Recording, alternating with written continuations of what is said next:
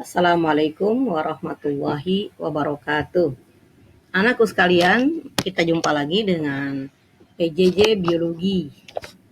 Pada kesempatan ini kita akan melanjutkan pembahasan materi sistem reproduksi bagian kedua. Nah, sistem reproduksi bagian kedua akan meliputi materi fertilisasi, gestasi, kehamilan, dan kelahiran. Nanti PPT-nya Ibu akan simpan di kolom deskripsi. Ya, kita lihat dulu animasi tentang fertilisasi. Ini kita ambil dari prodi kesehatan. Nah, ini ovarium yang akan memulai untuk mengeluarkan telur. Proses ovulasi lalu ditangkap oleh pembrie. Telur terus akan berjalan sepanjang tuba Fallopi menuju uterus. Dan selama dia di tuba Fallopi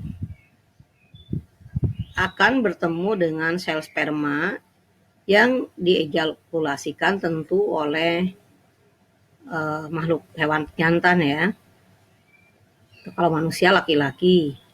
Nah, sperma yang sekali ejakulasi itu sampai 300 sampai 400 juta akan mengejar feromon telur. Jadi secara kimiawi akan khas yang menarik ke sperma datang, lalu dia akan menembus salah satu, memasuki daerah ovum dan akan menyatu, melebur.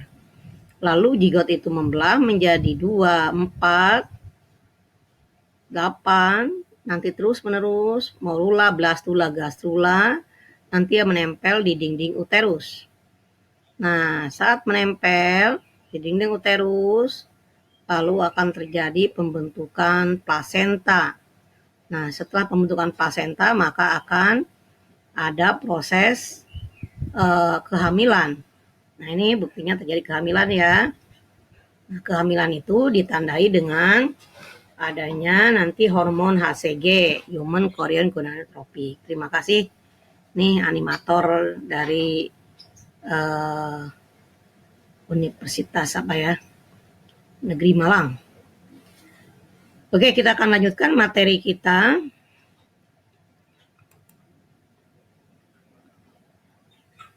Nah, morfologi sperma yang tadi kita lihat sperma bergerak menuju ke ovum, dia memiliki bagian kepala, bagian leher, dan bagian ekor. Bagian kepala di dalamnya tentu ada inti sperma, nukleus, ada akrosom. Bagian lunas, moncongnya ini akrosom, tentu di dalamnya ada enzim. Ada proteinase, tentu yang akan menghancurkan lapisan pembungkus dari telur.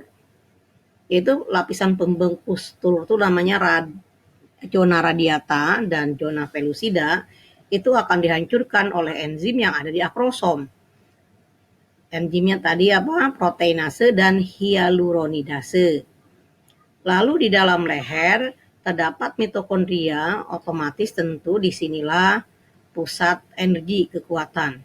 Jadi sperma di dalam melaksanakan fungsinya, dia akan berjalan jauh dan perlu energi. Dan energi yang dibutuhkan dibentuk oleh mitokondria. Nah, ini ekor alat gerak, tentu dengan energi yang bergerak tadi, dia akan mudah untuk meluncur karena ada ekor alat geraknya. Ya, inilah morfologi sperma ya. Nah, ini proses fertilisasi yang tadi kita lihat animasinya, yaitu ini sel telur, ini sperma. Sperma itu satu kali ejakulasi 400 atau 300 juta ya. Jadi cukup banyak.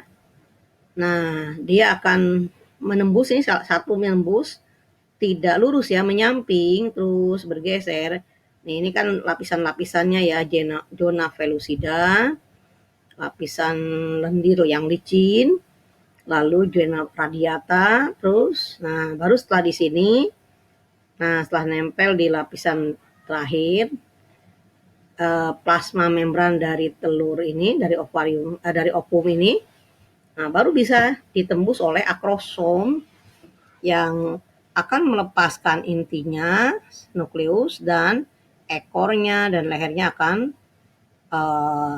keluar lagi, tidak bisa memasuki nukleus. Oke. Nah, setelah terjadi fertilisasi, pertemuan sel telur dan sperma di sepertiga Fallopi, jadi pembuahan itu atau fertilisasi yang normal terjadi di sepertiga tuba Fallopi di sini. Nah, jadi setelah telur keluar mengalami ovulasi, oosit sekunder ya, jadi belum jadi ovum, terus dibuahi di sepertiga Fallopi, salah satu sperma masuk, lalu dia membelah dua dua inti ini menyatu menjadi zigot, lalu membelah menjadi 2 sel, 4 sel. Nah, fase-fase pembelahan ini namanya morula. Ini zigot, hari pertama, hari kedua udah jadi morula, hari ketiga, keempat. Hari keempatnya udah jadi blastula, hari kelima, keenam, ketujuh itu udah jadi gastrula, dan hari ke-9 sudah nempel di dinding endometrium. Nah, menempelnya ini tentu ini ada akarnya, ada plasenta. Nah, saat plasenta sudah menempel di dinding endometrium, maka akan mulai terbentuk air ketuban.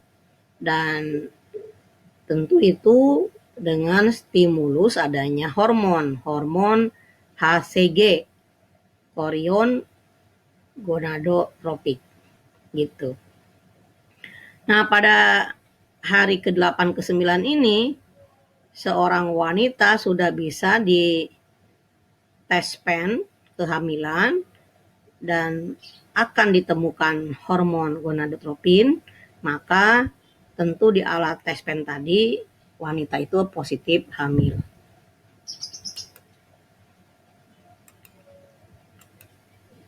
Oke, nah sekarang ini siklus menstruasi.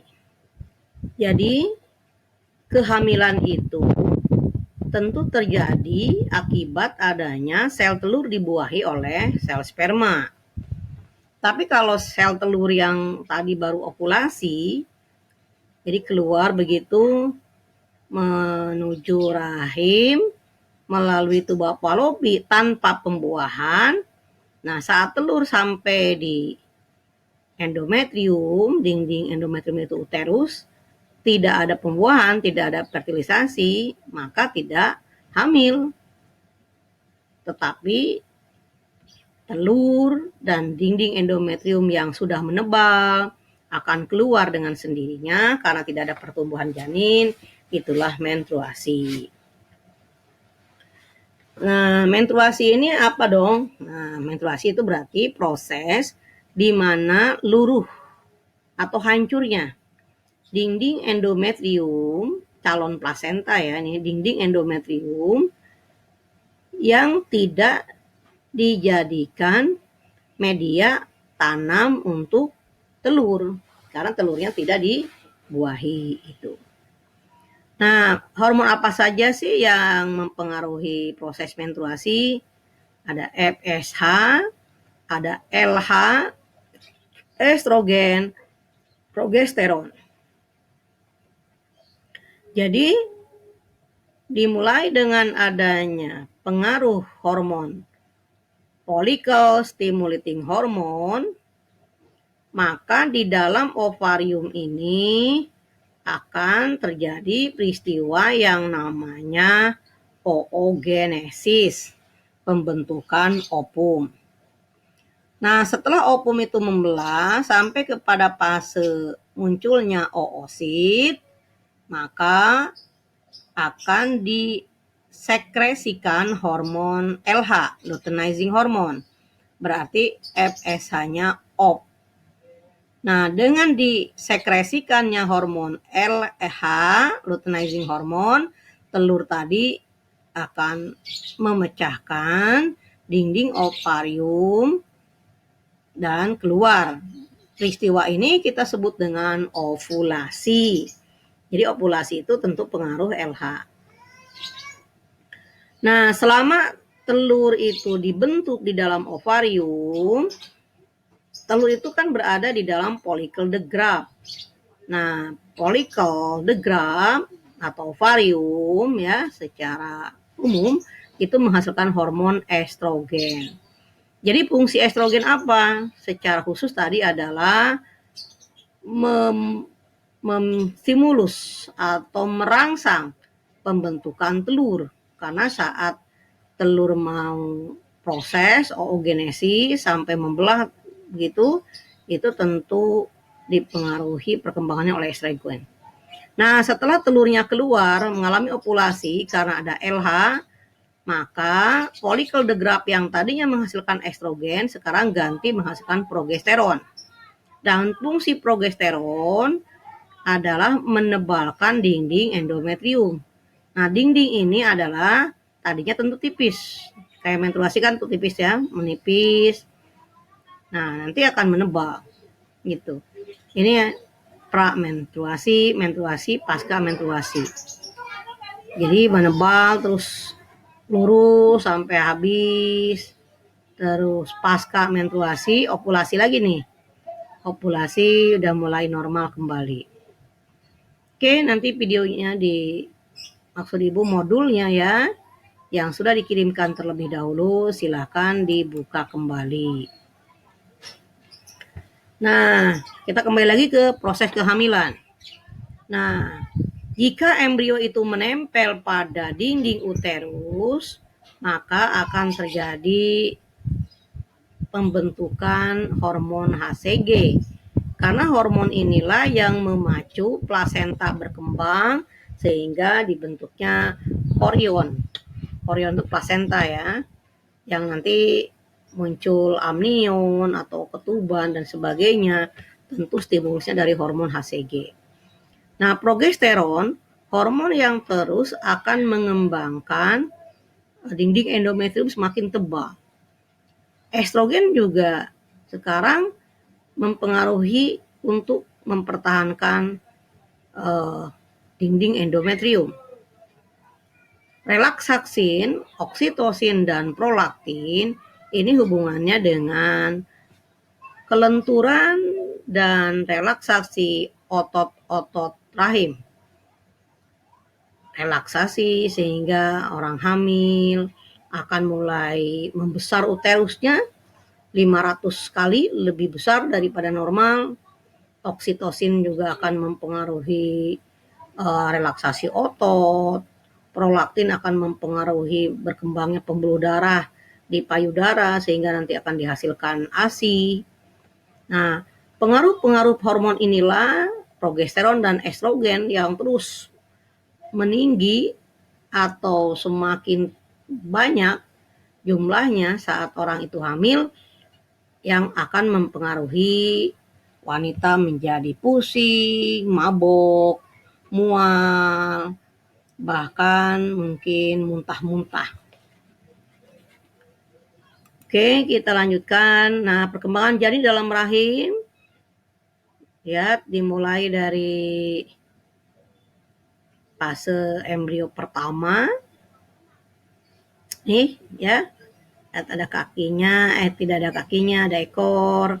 Lalu fase embrio kedua, nanti sudah ada kelihatan di sini udah ada jantungnya. Lalu berkembang organ-organ dan matanya, organ mata terakhir berkembang sampai nanti terjadi perkembangan yang lebih sempurna. Nah, ini lengkapnya ini dari mulai zigot, ini ovum fertilisasi, lalu ini zigot, Ini pembelahan morula, blastula, ini udah gastrula. Nah, lalu tadi terbentuknya HCG ya, hormon chorion gonadotropik. Karena ini chorion placenta, terus terjadi pembentukan organ, terus sampai terjadi pembentukan organ yang sempurna, lengkap, dan siap untuk dilahirkan. Nah, ini perkembangan janin berdasarkan umur embrio ya. Ini 3 minggu itu sudah terbentuk lapisan-lapisan nih gastrula ya. Tapi batang saraf sudah ada. Notokor, batang saraf udah ada. Jadi wanita tuh biasanya belum sadar kalau dia sudah hamil. Karena fase menstruasi berikutnya belum datang. Gitu. Nah, 4 minggu sudah mulai adanya diferensiasi membran. Nah, di sini biasanya perempuan sadar itu setelah 5 minggu nih embrio sudah terbentuk. Jadi pada saat dia merasa tidak menstruasi di bulan berikutnya, itu janin tuh bisa sudah 5-6 minggu. Nah, 10 minggu lihat sudah mulai terbentuk organ kaki, tangan, 11 minggu, 13 minggu. Tapi kepala belum proporsional, 14, 18, tangan 22. Nah, setelah 41 minggu, 35 minggu, tuh mulai makin proporsional. Ya, tapi tetap kepala masih besar ini. Makanya nanti pada saat mau dilahirkan, kepala ada di posisi uterus bagian bawah atau di leher rahim. Itu yang namanya kepala di bawah. Kalau pada saat 41 minggu kepalanya masih di atas, kakinya di bawah, itu ya biasanya disesar.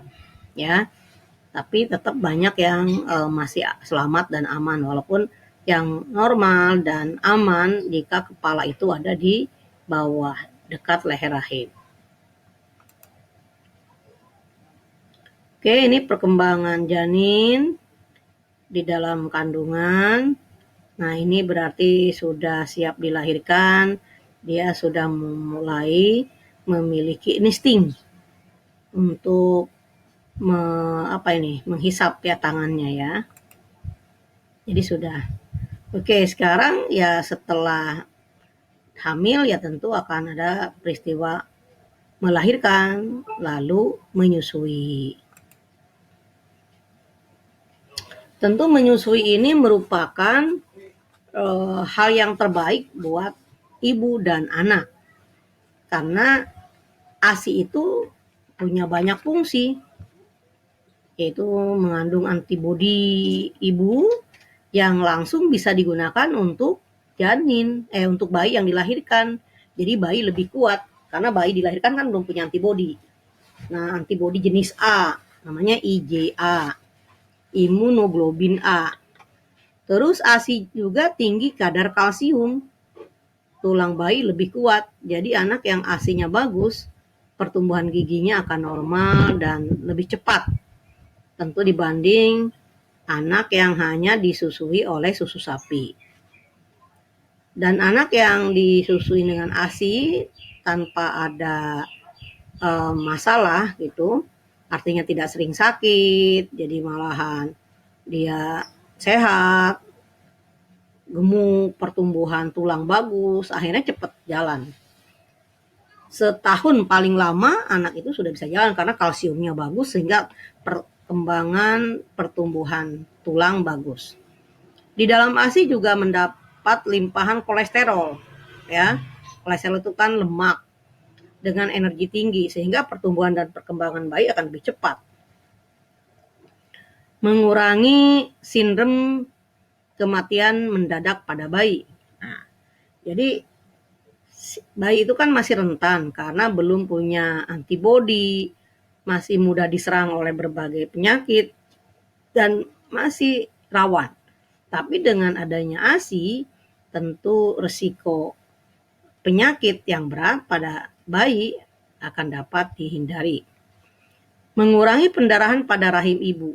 Jadi selama si ibu itu menyusui, berarti hormon prolaktinnya aktif, oksitosinnya aktif, maka rahimnya pun akan cepat sembuh gitu. Karena tidak akan ada aktivitas lagi yang menyebabkan pendarahan. Hormon oksitosin yang keluar saat menyusui juga dapat membantu rahim berkontraksi.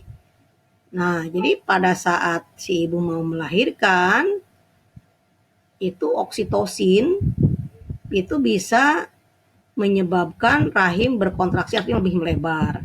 Nah, saat dia menyusui, kontraksi di sini berarti lebih kepada untuk memperkecil. Karena kan tadi dari 1 sampai 500 ya. Terus akan berkontraksi, artinya akan lebih mengecil kembali. Terus risiko terkena kanker payudara dan ovarium menurun. Jadi tidak menyusui berarti banyak risiko karena jaringan pada payudara itu penuh dengan cairan lemak, dan kalau ini tersumbat itu bisa menyebabkan ya pertumbuhan jaringan baru yang namanya kanker, dan bisa juga menstimulus ovarium tumbuh jaringan baru namanya tumor ya. Nah, hormon menyusui dan hormon kehamilan ada estrogen. Merangsang perkembangan saluran kelenjar, dan progesteron merangsang pembentukan alveolus tubulus dalam payudara, merangsang kontraksi uterus dihasilkan plasenta. Oke. Tadi ya estrogen. Jadi selama orang itu hamil dan menyusui, estrogennya masih ada. Hormon prolaktin diproduksi plasenta untuk pertumbuhan payudara, puting, dan areola. Mohon maaf. Nah, ini ibu-ibu yang sedang hamil, payudaranya dan putingnya dan warna hitam di payudara akan meluas. Itu dipengaruhi oleh hormon prolaktin, hormon yang akan merangsang keluarnya ASI. Ya. Prolaktin dan somatotropin korionik merangsang perkembangan kelenjar mamae, penurunan estrogen dan progesteron saat kelahiran akan memicu laktasi. Nah, sedangkan estrogen dan progesteron yang berkembang banyak saat hamil, terutama mempertahankan endometrium menebal, itu akan menurun sedikit-sedikit, dan prolaktin dan somatotropin korionik itu akan merangsang laktasi. Oksitosin merangsang pengeluaran susu, kontraksi dinding rahim, dan jalan kelahiran. Ya, jadi ini antara menyusui dan kehamilan, kelahiran, ini hormon-hormonnya. Jadi tetap bertahan. Jadi selama hamil melahirkan, oksitosin masih mempengaruhi kelahiran dan masih ada saat menyusui. Relaksin melunakkan serviks dan membantu peregangan otot.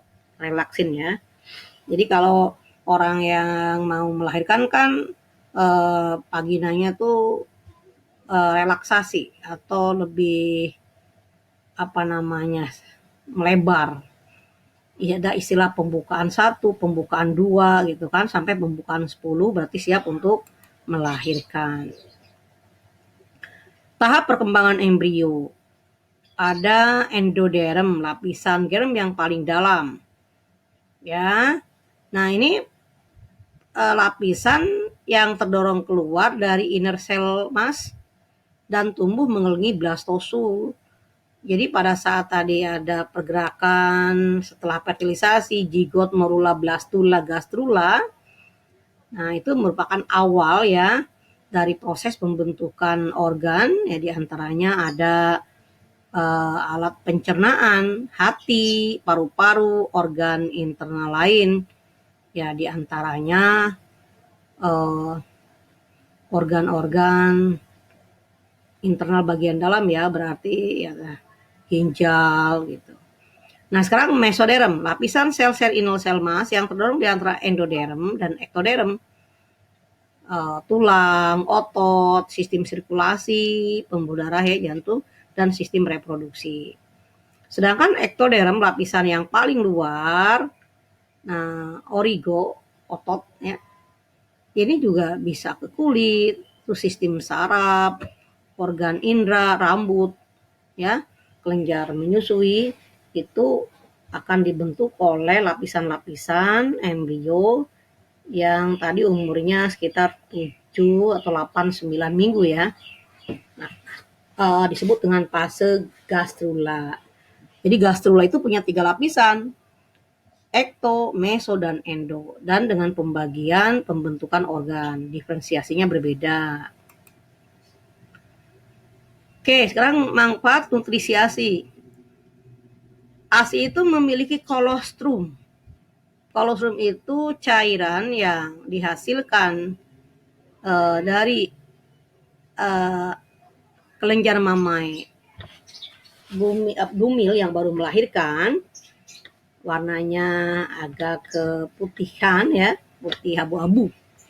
Itu mengandung imunoglobin A, zat kekebalan untuk melindungi bayi dan berbagai penyakit terutama diare. Terus protein, vitamin A, karbohidrat, dan lemak sesuai kebutuhan gizi bayi pada hari pertama dilahirkan. ASI juga mengandung taurin, mengandung DHA, mengandung asam arakidonik, asam amino ya, imunoglobin A, mohon maaf sebentar. Wah.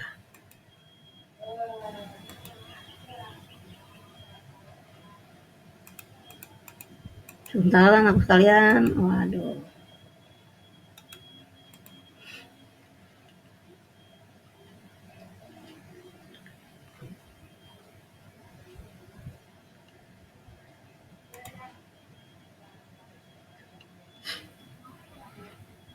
Oke, Ibu lanjutkan lagi ya. Mohon maaf nih, tidak kurang kelihatan tadi ya. Juga di dalam ASI ada lisogim, sejenis protein komponen kekebalan tubuh, enzim yang melindungi bayi terhadap bakteri E. coli, salmonella. Juga di dalam ASI ada sel darah putih. Ya, pada ASI 2 minggu pertama terdapat lebih dari 4.000 sel, terdiri atas dari macam-macam perlindungan terhadap janin, ya sejenis antibodi lah ya. Ada namanya bronchus associated lymphocyte tissue. Jadi ini merupakan antibodi pertama yang didapat dari ibu dari sel darah putih. Ada gut associated lymphocyte tissue GAL untuk saluran pernapasan. Mammary associated lymphocyte tissue antibodi jaringan payudara ibu yang semuanya tentu melindungi bayi, terutama saat bayi itu mulai menyusui, pasti sistem digestinya, sistem pencernaannya aktif. Dan jika terjadi serangan infeksi atau bakteri ke dalam sistem pencernaannya, nah si bayi sudah ada antibodi.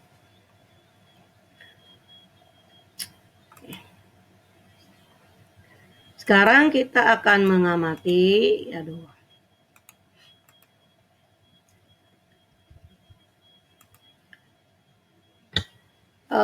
untuk kelahiran, sekarang untuk menjaga kelahiran kita akan berbicara macam-macam kontrasepsi.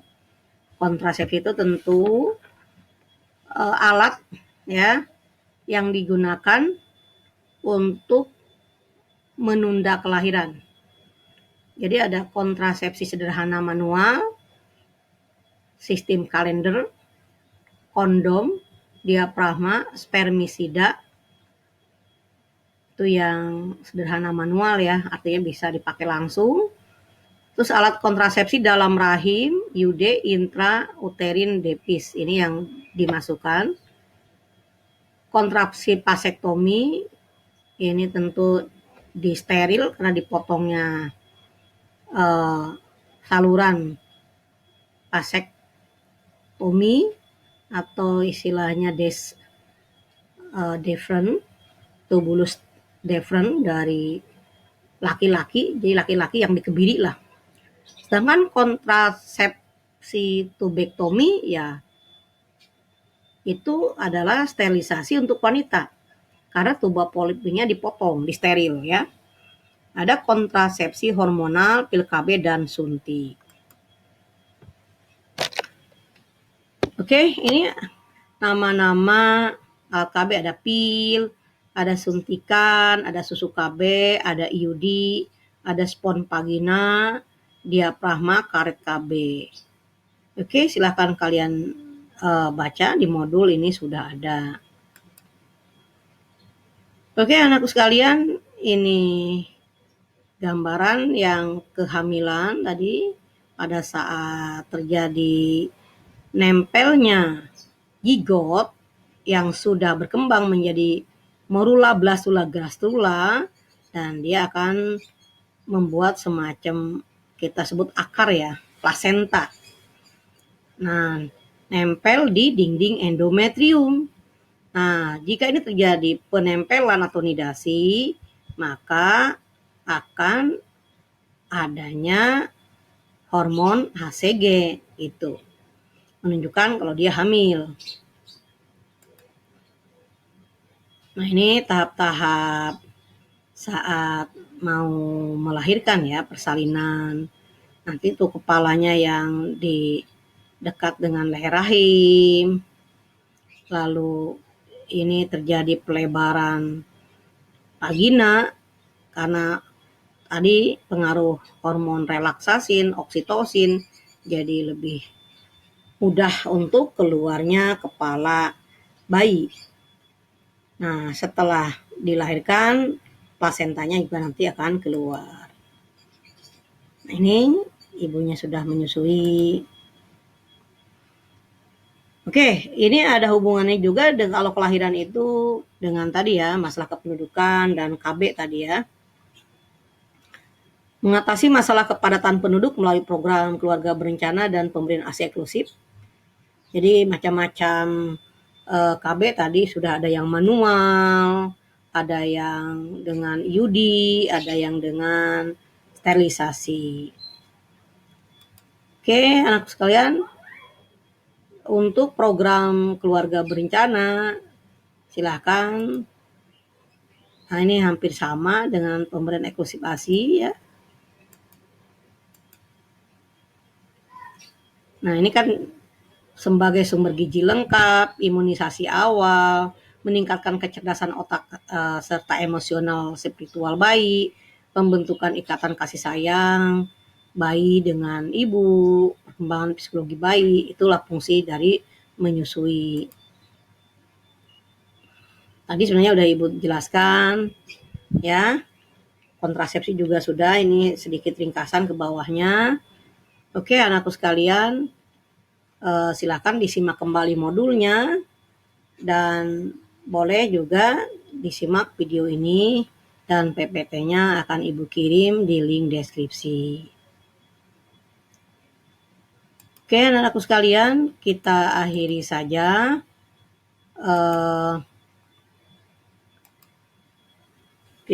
saja untuk penjelasan dari PPT tentang reproduksi manusia, fertilisasi, kehamilan, dan kelahiran. Mohon maaf atas segala kekurangan ya. Silakan kalian lebih aktif dan semangat PJJ-nya. Semoga pandemi ini cepat berakhir dan kalian akan bisa tatap muka di kelas. Wassalamualaikum warahmatullahi wabarakatuh.